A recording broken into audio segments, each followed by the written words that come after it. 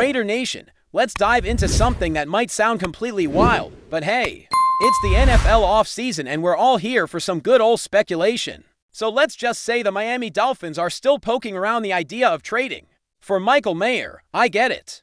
That interest might have cooled off after they made a move for Darren Waller. But don't rule it out completely just yet. The way I see it, even though the chances might have dipped from slim to nearly non-existent, there's still that tiny window where something wild could go down. Now, before we go deeper, let me be crystal clear. I don't want the Raiders to trade Michael Mayer, period. The guy is young, talented, and has a ceiling that might be even higher than what we saw from Darren Waller during his peak in Vegas. But here's the deal. If a team like Miami comes knocking and they're offering something so good that it's impossible to say no to, then yeah, the Raiders at least have to pick up the phone. That's how the business works. And today, we're going to look at some names, 5, to be exact, who are currently on the Dolphins roster, and who I'd want involved if Mayer ever ends up packing his bags for South Beach. We'll start from the bottom and climb our way up, and I'm telling you right now, these ideas go from maybe that makes sense to what the hell did I just hear? That's the kind of show this is going to be. First up, Quinton Bell. And yeah, I know, he's not exactly the kind of name that lights up the fanbase, but hang on a second. Bell was actually a 7th-round pick by the Raiders back in 2019, didn't make the active roster, but he did spend time on the practice squad. Since then, he's bounced around the league, had a couple years with the Buccaneers, and even earned himself a Super Bowl ring alongside Tom Brady, so the man knows what a winning culture looks like. And that matters, even if he's not going to be your every down guy. Bell played 258 snaps last season in Miami and graded out pretty decently, nothing elite, but serviceable, especially as a depth piece. He's 6'4", 250 pounds, and at 29 years old, still has something to offer, especially for a Raiders defense that could always use more bodies who can get after the quarterback. If you give him a simple role, just go hunt the ball, he might thrive. He's not Devin White, don't get me wrong. But if you want someone to compete in that same mold and bring some juice as an edge presence, he's a name to consider. Now, if a deal were to happen around Bell, the draft compensation would have to come into play because let's be real, no one's trading Michael Mayer straight up for a depth linebacker. So maybe the Dolphins toss in a 5th-round pick in 2026 just to sweeten the pot. It's not going to blow anyone away, and truthfully, that's the kind of offer I'd scoff at. But again, we're starting at the bottom here, and the other names on this list are about to get a whole lot more interesting. Sliding into the 4th spot, let's talk about Jordan Brooks. Now this is where the intrigue picks up. Brooks was a 1st-round pick back in 2020, spent for seasons with Seattle under Pete Carroll, and is now with Miami. Here's where the connection starts to matter. Pete Carroll now has influence within the Raiders organization. That's a critical link when teams consider a trade, especially one involving a young, ascending tight end like Mayer. They're not just looking at stats. They're looking at connections, familiarity, and fit.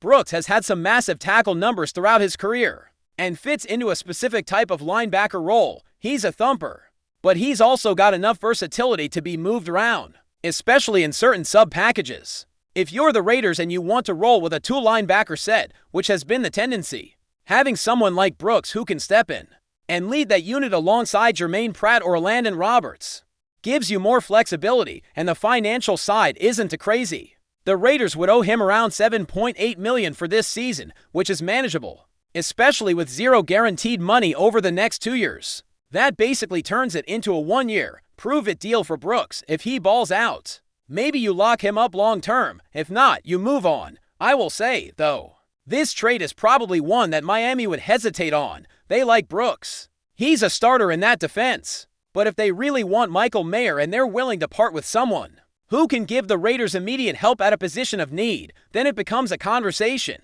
The idea here would be a straight swap, Mayer for Brooks, and honestly, in terms of value, that's probably the line where the Raiders stop and go, hold up. Maybe this is worth considering.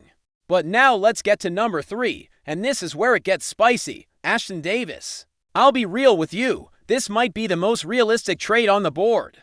Davis is a safety with center field skills, and the Raiders desperately need someone who can handle that deep third responsibility. After all the movement Miami's made, including bringing in Minkah Fitzpatrick and letting Javon Holland walk, Davis went from potential starter to a rotational piece real quick. That's the kind of player who becomes trade bait. Now, Davis isn't some world beater, but he's smart, experienced, and won't cost you much. A little over $1.2 million for this upcoming season. That's a bargain. And he's got ties to the West Coast, which, yeah, might sound like a stretch.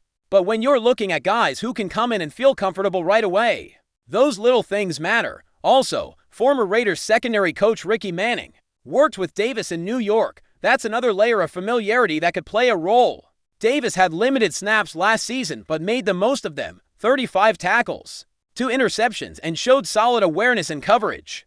And the best part is, he'd fit right into a Raiders safety room that already includes Isaiah Polamau and Jeremy Chin. Throw Davis in there and suddenly you've got a group that can be rotated based on matchups, coverage shells, and game plans. Patrick Graham would have a field day with that kind of versatility. The trade scenario I'd propose: Michael Mayer and a 5th-round pick to Miami in exchange for Davis and a 4th-rounder. I used to think Miami had 2 4ths, but turns out they've only got 1 still.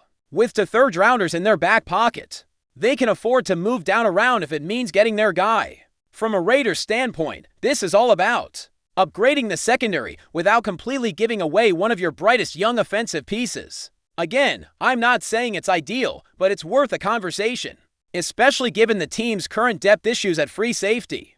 And here's where I'll pause for now, because the next 2 names on this list, yeah, they're in a whole different league. We're talking full-blown blockbusters. One of them involves a former 1st-round pick with sky-high potential and some brutal injury luck. The other, let's just say if this trade ever happened, it would send shockwaves through the entire league. Part 2's going to take us there. But for now, keep this in mind. These first 3 names already show how many different directions this could go. Whether it's edge help, linebacker reinforcements, or shoring up the back end of the defense, the Dolphins have pieces that would make a Michael Mayer trade at least worth picking up the phone for. Now let's crank it up, because the next 2 names take this entire conversation to another level. We're done talking about depth guys and reasonable swaps. These next moves, they're bold, they're risky, and if the Raiders were to actually pull the trigger, they'd be swinging for the fences. That's what this part of the offseason is all about: crazy scenarios, big ideas, and what-ifs that keep fans up at night. Enter Jalen Phillips. The guy was a 1st-round pick, has all the traits you'd want in a top-tier edge rusher: size, athleticism, power, but man, he's had a brutal time staying on the field. We're talking back-to-back seasons cut short by major injuries, torn ACL, popped Achilles, the whole deal. And yet, even with that medical history, I'm telling you, this dude is a beast when he's healthy. The tape doesn't lie. He gets after quarterbacks with a motor that just doesn't stop, and he's only 26 years old. So here's the thought process. Miami used their 1st-round pick in 2024 to take Chop Robinson out of Penn State. That's not just a depth move, that's planning for the future. Maybe even planning for life after Jalen Phillips. They have to be thinking, can we trust this guy's health long term?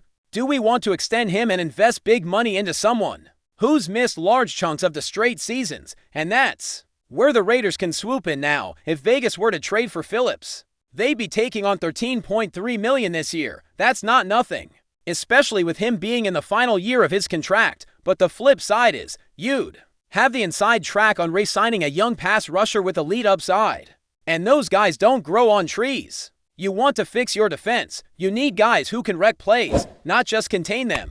Phillips has that in him. Before we continue, don't forget to subscribe to our channel and give this video a like.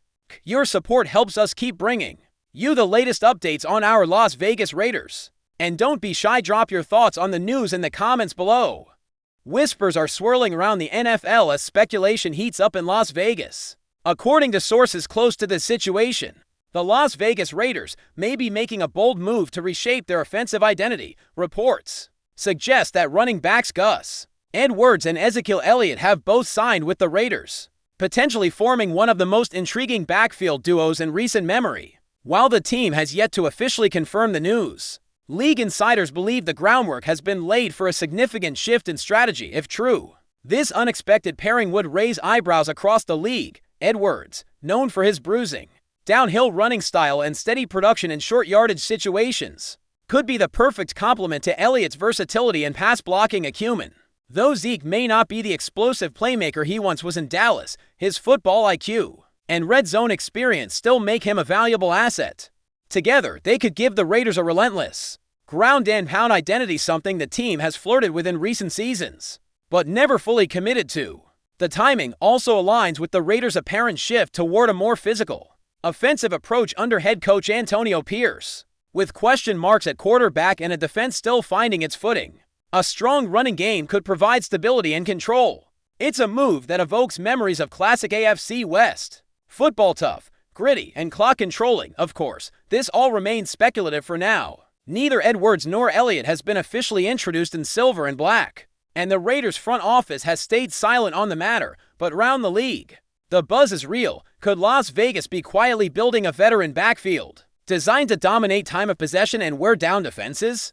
Or is this just another offseason mirage in the desert? Time will tell, but if the rumors are true, expect plenty of eyes on the Raiders' backfield when training camp opens. That's it for this update. If you enjoyed the video and want to stay updated with exclusive news about our Las Vegas Raiders, be sure to subscribe to our channel and hit that like button. We can't wait to hear your thoughts in the comments. See you in the next video.